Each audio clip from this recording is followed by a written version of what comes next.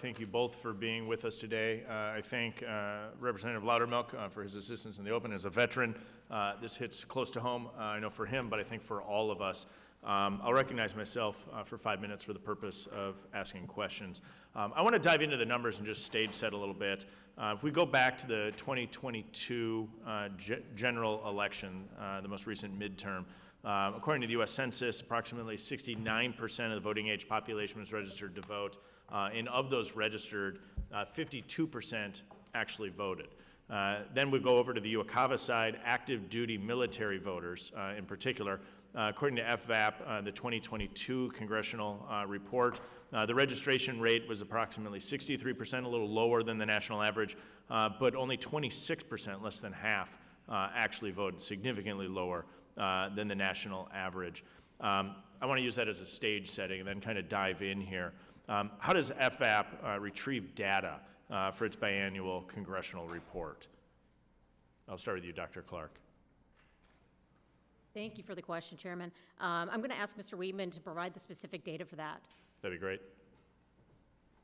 So after each, good morning, Chairman Steil.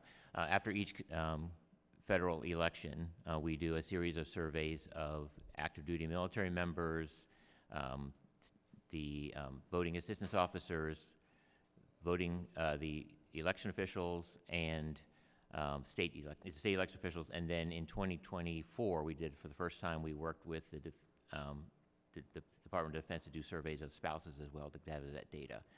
How much does it cost to run that survey and provide the FVAP congressional report?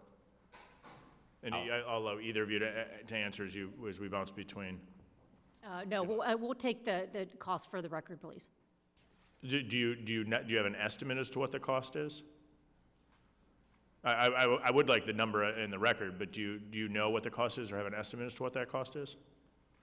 I don't want to answer because I'm not sure offhand exactly. It's right in the front cover of our report because okay, we'll track it down. Let me shift gears again.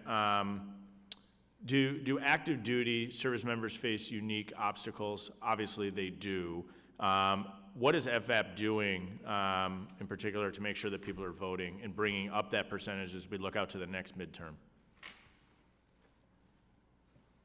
So, Chairman Steil, there's three major obstacles that can make the absentee voting process more difficult sometimes for military members: time, distance, and mobility.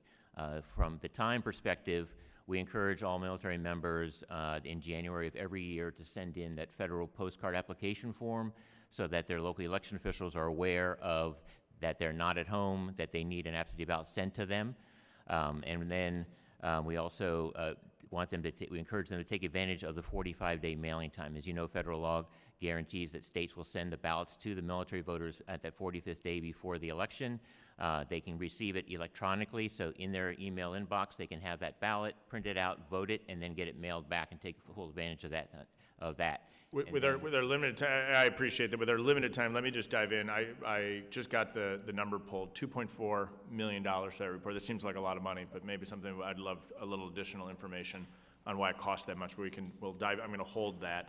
I just want to touch base on how you're coordinating with state and local election officials to ensure that the ballots are reaching the right jurisdiction.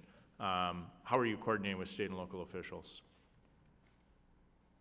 So we work very closely with the state and local election officials from across the country, 55 states and territories in the District of Columbia.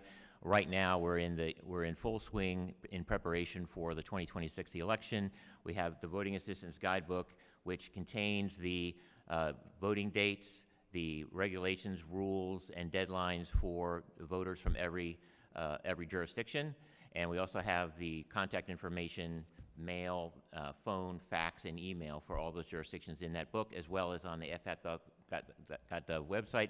And we ensure that all that information is accurate and up to date so that when a voter fills out that federal postcard application form and is received by the election official, it'll have everything they need to process the form and get the ballot to the voter. Whose responsibility is it to verify the identity of the voters? Is that FVAP or is that the state? That would be the local election office who receives the federal postcard application. So it's the state's responsibility still to confirm the identity of the individual? Correct.